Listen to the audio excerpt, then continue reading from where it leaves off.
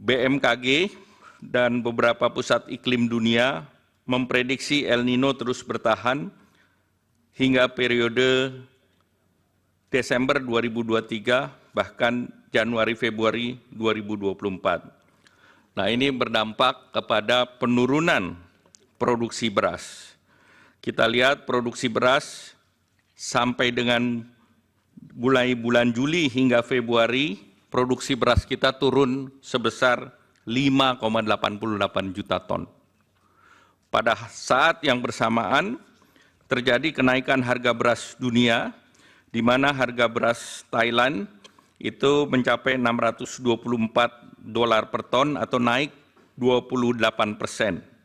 Beras Vietnam $614 per ton itu naiknya 41,95%. Kenaikan itu juga diikuti dengan larangan ekspor beras 6 negara. Di tahun 2023, India, Bangladesh, Rusia, UAE, Myanmar, dan Uganda melarang ekspor beras, dan juga 3 negara dilanjutkan di tahun 2024, India, Bangladesh, dan Rusia. El Nino berdampak juga terhadap peningkatan harga pangan, terutama beras. Kita lihat dari data bahwa volatile food terus meningkat di bulan Juli hingga puncaknya Maret yang tercatat sebesar 10,33%. Beras menkontribusi kepada inflasi di bulan Maret saja 0,74%.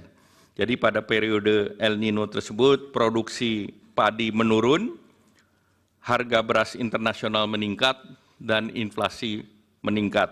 Nah, itulah salah satu pertimbangan ada bansos terkait dengan El Nino dan juga bantuan pangan. Dari berbagai latar di atas, maka dibutuhkan bantuan sosial untuk menjaga daya beli masyarakat, dan ini adalah amanat konstitusi pasal 34 Undang-Undang Dasar 1945, di mana bansos untuk mengisi dan memitigasi peningkatan kemiskinan dan potensi perlambatan pertumbuhan ekonomi. Kita ketahui penduduk miskin sangat rentan terhadap kenaikan harga, khususnya terhadap kelompok makanan. Dari desil 1 sampai 4 atau 40% penduduk, 25%-nya adalah untuk membeli bahan makanan pokok ataupun beras. Secara nasional, komponen makanan terhadap garis kemiskinan adalah 74,21%. Hubungan konsumsi masyarakat terhadap pertumbuhan ekonomi sangat erat. Konsumsi rumah tangga kontribusinya terhadap PDB sebesar 53,83%. Sehingga apabila ada konsumsi rumah tangga melambat, maka pertumbuhan ekonomi pun akan terganggu. Untuk melindungi masyarakat miskin dan rentan akibat El Nino dan gangguan rantai pasok global, pemerintah telah menerapkan strategi untuk menjaga ketersediaan pasokan pangan dan daya beli masyarakat dengan program bantuan pangan dan bantuan langsung tunai. Untuk pelaksanaan bantuan pangan dilakukan oleh Badan Pangan Nasional sesuai dengan Undang-Undang Nomor 18 Tahun 2012 tentang Pangan dan Peraturan Presiden Nomor 66 Tahun 2021 tentang Badan Pangan Nasional.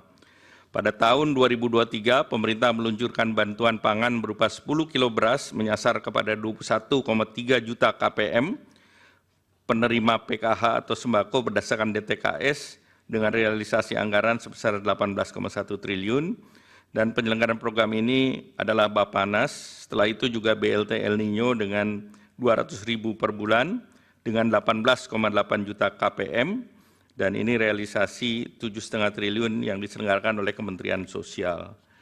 Untuk di tahun 2024, pemerintah melaksanakan program bantuan pangan berupa beras 10 kg menyasar 22 juta KTM dengan data P3KE seperti tadi disampaikan oleh Pak Menko PMK dengan alokasi anggaran 17,4 triliun. Selain itu juga BLT mitigasi risiko pangan, KPM-nya adalah 18,8 dan bantuannya sebesar 200.000 per bulan. Sebagai penutup, yang mulia Pak Ketua Majelis Mahkamah Konstitusi dan anggota Majelis Mahkamah Konstitusi, kami ingin menegaskan beberapa hal. Yang pertama, program perlindungan sosial adalah upaya pemerintah untuk mendukung masyarakat menghadapi berbagai tekanan, mempertahankan kehidupan dan penghidupan. Oleh karena itu, program perlindungan sosial terus berjalan dan dilaksanakan secara reguler.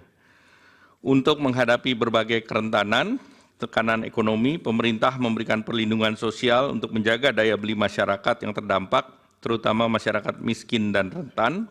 Oleh karena itu, pemerintah mencermati bahwa tahun 2023-2024, resiko daripada El Nino yang menyebabkan kenaikan harga pangan ini dapat mengganggu penghidupan masyarakat yang miskin maupun rentan.